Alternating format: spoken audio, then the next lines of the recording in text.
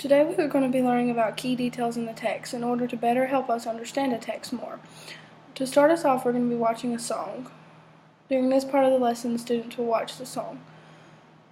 Okay, after this song, can anyone give me any examples of what a who would be? During this point, the students will speak about examples for the who.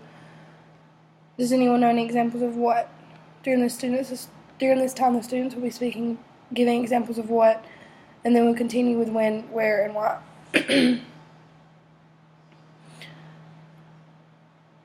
Now we're going to work to better define these definitions. During this time, I will be putting up a visual aid to explain who, what, when, where, and why better for the students. The definitions will be presented on the board. Now we're going to look at a story and see if we can help identify the who, what, when, where, and why in this story. During this point, I will pass out a copy of a silly story and crayons, and the students will be able to circle with the crayons what they think the who, what, when, where, and why of the stories are, and we will go over this as a class. This will also be data I can take up from the groups the students are working in. During the next part, we're going to be reading a story out loud. The story is called Miss Nelson is Missing.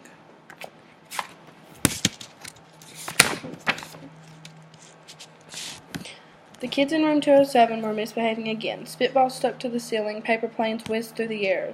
They were the worst behaved class in the whole school. "Now settle down," said Mrs. Nelson in a sweet voice, but the class would not settle down. They whispered and giggled, they squirmed and made faces. They were even rude during story hour, and they always refused to do their lessons. "Something will have to be done," said Miss Nelson. The next morning, Miss Nelson did not come to school. "Wow," yelled the kids, "now we can really act up." They began to make more spitballs and paper planes. "Today let's just be terrible," they said. "Not so fast," hissed an unpleasant voice. A woman in an ugly black dress stood before them. "I am your new teacher, Miss Viola Swamp," and she rapped the desk with her ruler.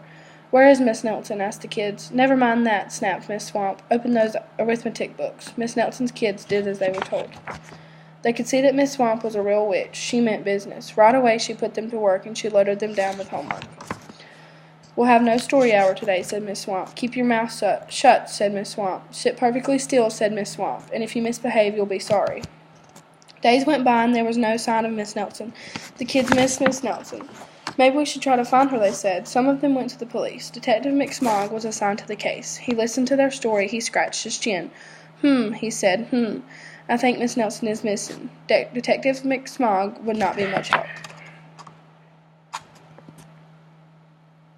Other kids went to Miss Nelson's house. The shades were tightly drawn and no one answered the door. In fact, the only person they did see was the wicked Miss Viola Swamp coming up the street. "If she sees us, she'll give us more homework." "Maybe something terrible happened to Miss Nelson. Maybe she was gobbled up by a shark," said one of the kids, but that didn't seem likely. "Maybe Miss Nelson went to Mars," said another kid. "I know," exclaimed one know-it-all. "Maybe Miss Nelson was carried off by a swarm of angry butterflies." The kids in room 207 became very discouraged. It seemed that Miss Nelson was never coming back, and they would be stuck with Miss Viola Swamp forever. They heard footsteps in the hall. "Here comes the witch." "Hello, children," said someone in a sweet voice. It was Miss Nelson. "Did you miss me?" "We certainly did." "Where were you?" She said, "That's my little secret." "How about a story hour?" "Oh, yes," cried the kids. Miss Nelson noticed that during story hour no one was rude or silly. What brought about this lovely change? And the kids said, "That's our little secret." Back home, Miss Nelson took off her coat and hung it in the closet, right next to an ugly back dress. When it was time for bed, she sang a little song. "I'll never tell," she said to herself with a smile. After reading the story, the kids will be put into groups. There'll be 5 groups of 2 or 3 students in each group to identify who, what, when, where, and why. During this time, it'll be guided practice. The teacher will walk around.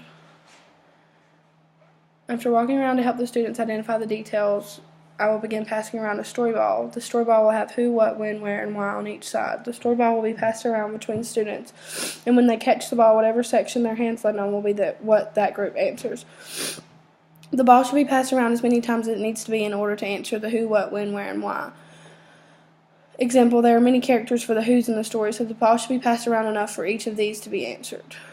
The ball should be passed at least 5 times so that at least the who, what, when, where, and why will be answered.